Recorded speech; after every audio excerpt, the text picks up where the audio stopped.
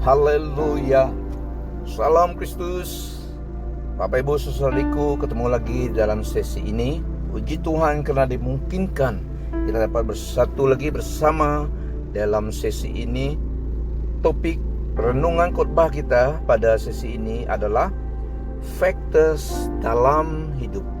Factors dalam hidup. Fakta dalam hidup. Nah, Bapak Ibu saudariku, seperti mana yang pasti kita tahu, ada permulaan, ada penghujung sesuatu. Setiap sesuatu ada permulaan, ada juga penghujungnya. Contohnya, kehidupan kita. Kita start daripada satu, waktu kita dilahirkan, dan sampai jika kita sampai 120 tahun, akan tamat juga. Maksudnya kita start dari 1 dan sampai umur kita 80 lebih, 90 ataupun 120 tahun, pasti akan tamat juga. Nah, dalam hidup ini tidak ada banyak kepastian. Wow. Kenapa? Dalam hidup ini saya ulangi, tidak ada banyak kepastian. Life does not come with many certainties. But one thing that is certain is this: we will all die one day. Death will remove from us all worldly and materialistic things. Death is the great thief that robs us of all many things that we have worked and strived for in life. Usually we do not know when death is going to claim us. Saya ulangi translationnya. Life does not come with many certainties, but one thing that is certain is that we will all die one day. Dalam hidup ini tidak banyak kepastian, tetapi sesuatu yang pasti adalah semua kita pasti akan meninggal dunia juga. Kematianlah yang akan memisahkan kita. Death will remove us. Yang memisahkan kita daripada segala sesuatu di dunia ini dan harta benda segala sesuatu di dunia ini. Kematianlah yang seperti pencuri yang merampas daripada kita semua sesuatu yang ada pada kita, yang kita telah kerjakan, usahakan, tapi dirampas oleh kematian. Dia seperti pencuri that rob us of all many things that we have worked and strived for. Dan usually memang tidak kita tahu bila masanya. Tapi bagi kita yang percaya pada Yesus, itulah masanya kita pulang ke rumah Bapa yang kekal. Nah, sesuatu yang sangat pasti juga berdasarkan firman Tuhan adalah hidup kekal. Hidup kekal dalam surga dan juga di Eden baru, Taman Eden baru. Haleluya. Sesuatu yang sangat pasti berdasarkan firman Tuhan adalah hidup kekal dalam surga, di surga, dan juga kelak di dalam 1000 tahun di dunia yang baru. Inilah factors dalam hidup. Dan sebagai orang percaya, apa yang boleh kita lakukan dalam hidup ini, ada beberapa yang ingin saya sampaikan kepada kita sebagai orang percaya. Meskipun ada permulaan, ada akhirnya sesuatu. Sebagai orang percaya dalam hidup ini, hidup di dunia ini, yang pertama, kita harus living with eternity in view. Sebagai orang percaya, kita harus memiliki sifat, attitude yang living with eternity in view.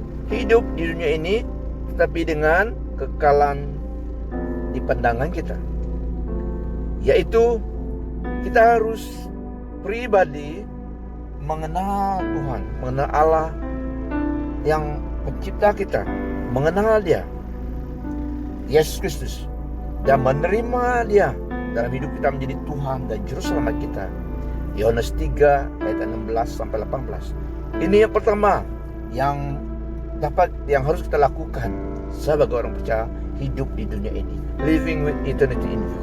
Yang kedua, di dalam Ibrani 5, di dalam Efesus 5 ayat 16. Redeeming the time. Sebagai orang percaya di dunia ini, kita telah ditempatkan di dunia ini dalam rencana dan tujuan Tuhan. Kita harus hidup redeeming the time. Di dalam Efesus 5 ayat 16, saya baca untuk kita. Efesus 5 ayat 16. Efesus 5 ayat 16. Efesus 5 ayat 16, saya baca untuk kita dalam bahasa Indonesia. Pergunakanlah waktu yang ada, karena hari-hari ini adalah jahat. Redeeming the time. Seize the opportunity because the days are evil. Maksudnya inilah kesempatan melakukan sesuatu dalam hidup ini sebelum ia berlalu. Ini yang kita dapat lakukan di dalam hidup ini. Fakta yang ada dalam hidup ini. Redeeming the time. Yaitu di dalam redeeming the time ini, seperti dalam Efesus 5 ayat 16 tadi, sebagai orang percaya kita harus hidup bersyukur. Give thanks unto God. Memiliki sikap hati, attitude yang bersyukur kepada Tuhan. Jangan komplain, karena ini adalah masa anugerah Tuhan berikan kepada kita. Redeeming the time for the days are evil. Akan berlalu. Makanya sebelum dia berlalu, kita akan gunakan, melakukan sesuatu yang bermanfaat, yang memberi faedah dalam hidup ini dan contribute untuk kebaikan, untuk kemuliaan bagi nama Tuhan. Bersyukur kepada Tuhan sebagai orang percaya. Ini yang kita dapat lakukan dalam surat Tuhan dalam 1 Tesalonika 5 ayat 18. Be thankful in all circumstances, for this is God's will for you who belong to Christ Jesus.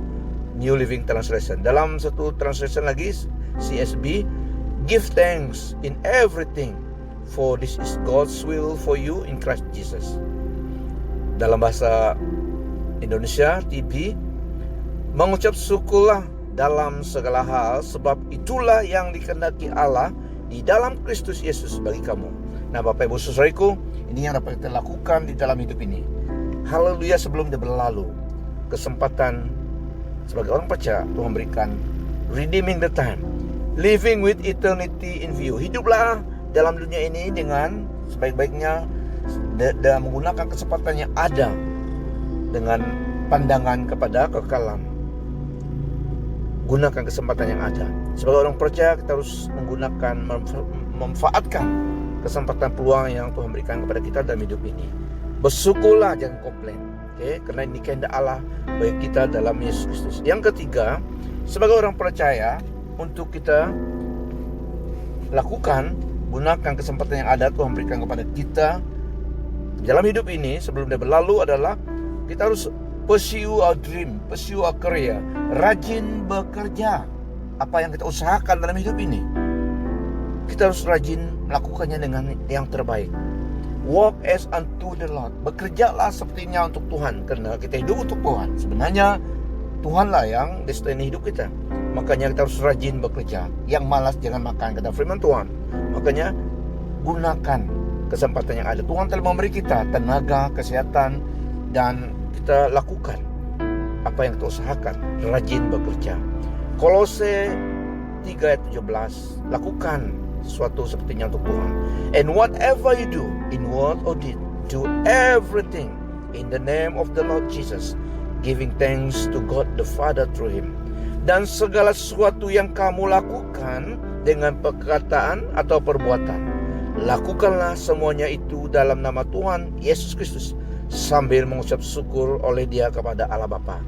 Nah, Bapak Ibu Saudari, rajin bekerja. Rajin bekerja. Tuhan mau kita rajin bekerja supaya ada hasil usaha tangan kita. Yang kita lakukan harus ada hasil. Jangan malas. Orang yang malas harus belajar daripada cara hidup semut. Semut tidak mempunyai pemimpin atau ketua ataupun penguasa, tetapi semut menyimpan makanan pada musim menuai sebagai persediaan semasa tidak ada makanan. Belajar daripada semua. Go to the end, oh slow God. Consider her ways and be wise. Without having any chief official or ruler, she prepares the end, prepares the bread, is bread in summer, and gathers her food in harvest. Tuhan mau kita prosper dalam usaha tangan kita. God want us to prosper. Tuhan mau kita diberkati dalam usaha tangan kita, supaya kita juga dapat menjadi berkat bagi orang lain. Seperti dalam Mazmur 1, dalam 3 Yohanes 1 ayat 2. Tuhan menghendaki kita berhasil supaya kita juga menjadi berkat bagi orang lain. Hidup kita dapat memberkati, menjadi berkat bagi orang lain. Itu kehendak Tuhan, supaya kita menjadi berkat bagi orang lain. Selain kita diberkati, kita juga dapat menjadi berkat bagi orang lain. Saudaraku yang kekasih, aku berdoa semoga engkau baik-baik dan sehat-sehat saja dalam segala sesuatu, sama seperti jiwamu baik-baik saja. Beloved, I desire that in all things thou shouldest prosper and be in health, even as thy soul prosper. Merangkumi seluruh aspek kehidupan kita, holistik. Ini yang Tuhan mau kita sebagai orang percaya dalam Yesus Kristus. Makanya kita harus rajin. Apa yang kita usahakan, jadilah contoh kepada orang lain. Yang keempat, sebagai orang percaya dalam hidup ini, kita harus seperti menjadi orang yang generous person. Allah kita generous memberkati hidup kita, kita juga harus menjadi generous, yaitu murah hati kepada orang lain. Generosity, generous person.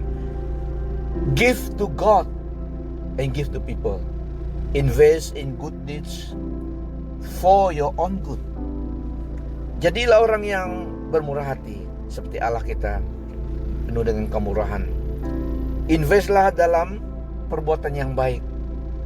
Berilah kepada Tuhan, kepada Allah sebagiannya. What is God? Berilah kepada orang lain, menjadi berkat bagi orang lain. Jangan menjadi tamak, jangan hoarding. Sebenarnya Tuhan memberi kita kepercayaan. Apa yang Dia telah beri kepada kita semuanya, karena Dia mempercayakan itu kepada kita supaya kita menggunakan menjadi good steward of God resources. Jadilah orang yang generous, yang memurah hati. Diberkati menjadi berkat. Haleluya. Tuhan Yesus berbicara dalam Matius 6 ayat 24. Dia berbicara supaya kita menjadi orang yang generous. Jangan dipengaruhi oleh kekayaan harta benda dunia ini, tetapi kita yang kontrol, kita yang menggunakan berkat Tuhan dalam hidup kita untuk kebaikan dan untuk kemuliaan bagi nama Tuhan. Saya baca dalam statement seseorang yang menulis tentang ini. Jesus' point is that if we truly believe life is eternal, we won't invest all of our time and finances into possession and entertainments that will simply perish. Instead, we will pour our energy and resources into behaviors and action that will resonate throughout eternity. To Jesus, money almost operates as a rival God who challenges our religion.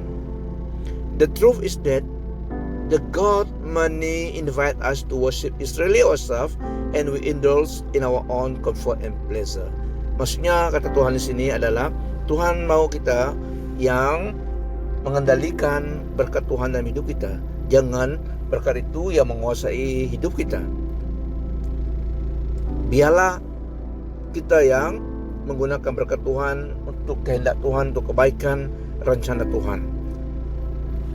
Karena Tuhan mau kita mengutamakan Tuhan. Tuhan mau kita membuat Tuhanlah yang memerintah dalam hati kita. Jangan berkat Tuhan yang memerintah, yang kontrol, affection, allegiance, yaitu devotion kita. Tetapi Tuhanlah yang menjadi jantung hati kita. Tuhanlah yang menjadi centrality dalam hati kita. Ini maksud Tuhan di sini. Tuhan tidak mau hati kita dikuasai oleh kekayaan dunia lebih daripada Dia dan perkara rohani yang kekal. Tuhan mau kita melihat kekalan dalam hidup ini. Di mana Tuhan memberkati hidup kita, kita lihat beyond berkat itu, melihat kepada the giver of the blessing, yaitu Tuhan sendiri. Masalahnya seseorang di dalam firman Tuhan, seorang kaya, the rich young man, dalam Markus 10 ayat 17 sampai 27, kisahnya di sini dia bertemu dengan Tuhan Yesus. Bagaimana dia mau mendapat hidup yang kekal.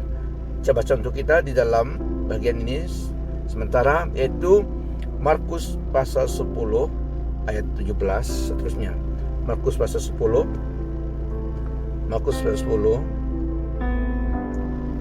mulai daripada ayat 17. Orang kaya suka masuk kerajaan Allah, yaitu orang kaya yang tidak mengutamakan Tuhan. Kekayaannya yang diutamakan, bukan Tuhan. Dalam Markus 10 ini, pada waktu Yesus berangkat untuk meneruskan perjalanannya, datanglah seorang berlari-lari mendapatkan dia, dan sambil bertelut di hadapannya, ia berkata, "Guru yang baik, apa yang harus kuperbuat untuk memperoleh hidup yang kekal?" Jawab Yesus, "Mengapa kau katakan aku baik? Tak seorang pun yang baik selain daripada Allah saja. Engkau telah mengetahui segala perintah Allah, jangan membunuh, jangan berzina, jangan mencuri, jangan mengucapkan saksi dusta, jangan mengurangi hak orang, hormatilah ayahmu dan ibumu." Lalu kata orang itu kepada Tuhan Yesus, "Guru, semuanya itu telah kuturuti sejak masa mudaku." Wow. Tapi Tuhan Yesus memandang dia dan menaruh kasih kepadanya, lalu berkata kepadanya, "Hanya satu lagi kekuranganmu.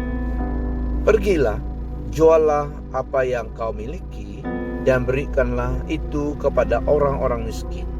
Maka engkau akan beroleh harta di surga. Kemudian datanglah kemari dan ikutlah aku." Mendengar perkataan itu, ia menjadi kecewa lalu pergi dengan sedih sebab banyak hartanya. Lalu Yesus memandang murid-muridnya di sekelilingnya dan berkata kepadanya, "Alangkah sukarnya orang yang beruang, yang mengasihi uang, masuk ke dalam kerajaan surga." Nah, Bapak Ibu, saudara-saudariku,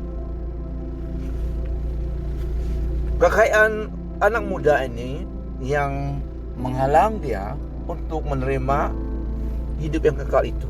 Dia lebih mengasihi kekayaannya, uangnya, daripada menerima hidup yang kekal. Padahal dia mau juga hidup yang kekal itu. Dan Tuhan Yesus katakan, inilah yang kekuranganmu. Tetapi dia mencintai keuangannya, anak muda ini.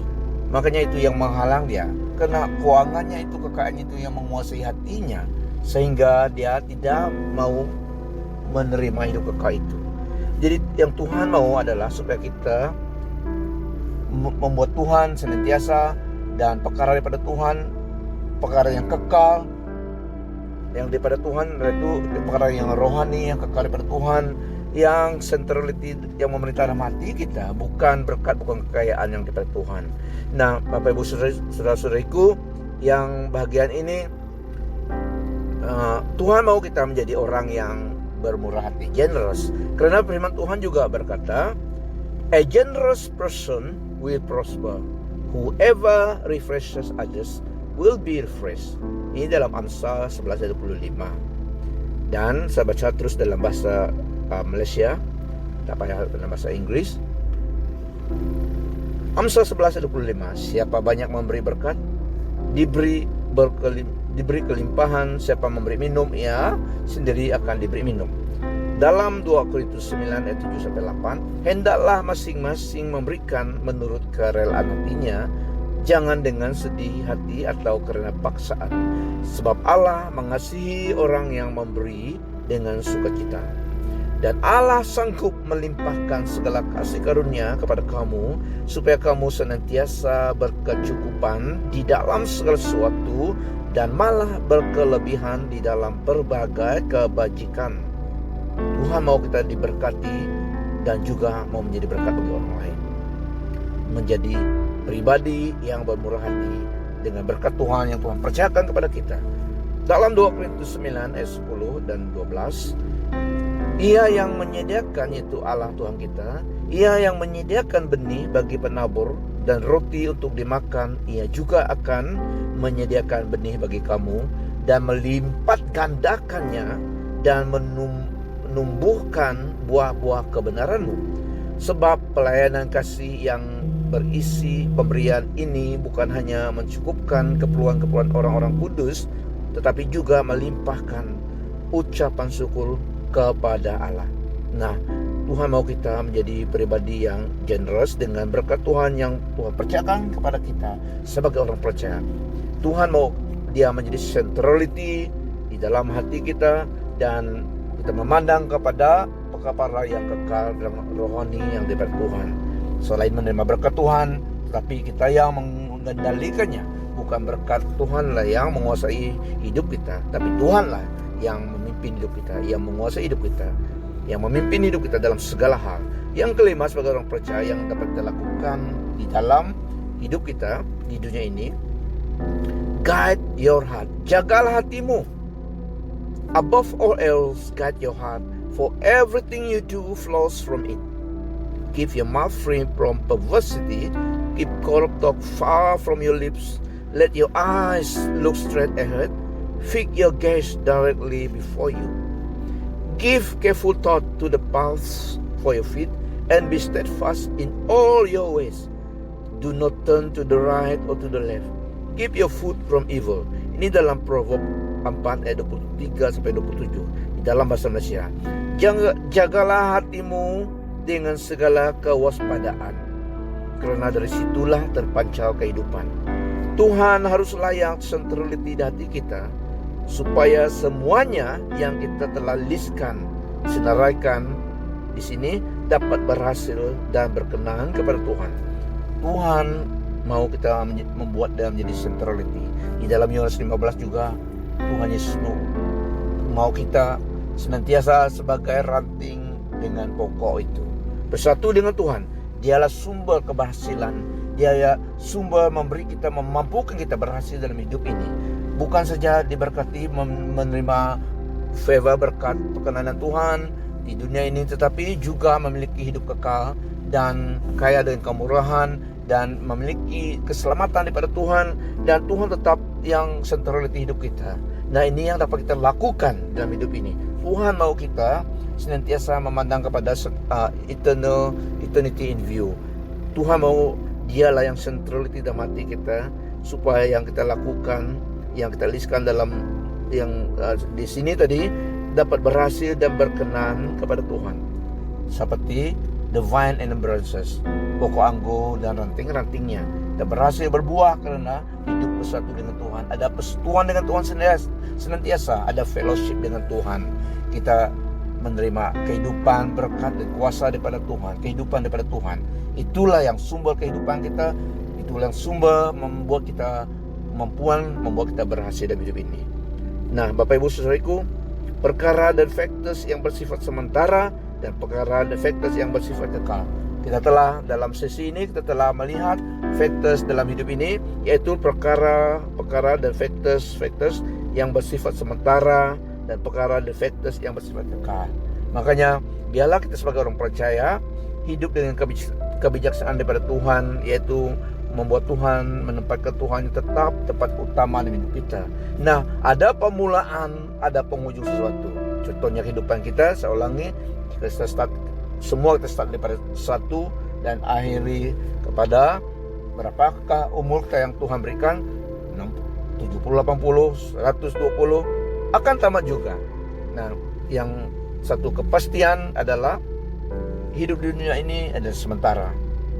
Dan yang pasti juga adalah firman Tuhan, kebenaran berdasarkan firman Tuhan, yaitu ada hidup yang kekal. Nah, sebagai orang percaya kita memiliki hidup kekal. Nama kita didaftar dalam kerajaan surga. Ini satu kepastian, dan ini adalah sesuatu yang kekal. Nah, ada faktor yang kita telah membahas di sini, yaitu perkara yang bersifat sementara dan perkara yang bersifat kekal. Haleluya.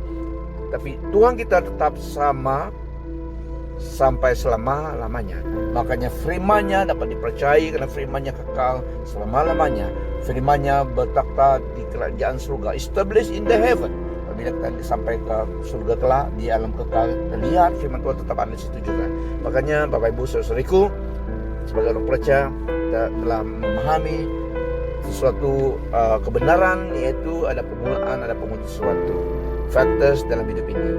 Itu satu pekerjaan, itu sesuatu yang factors yang berlaku, beroperasi selama hidup di dunia ini.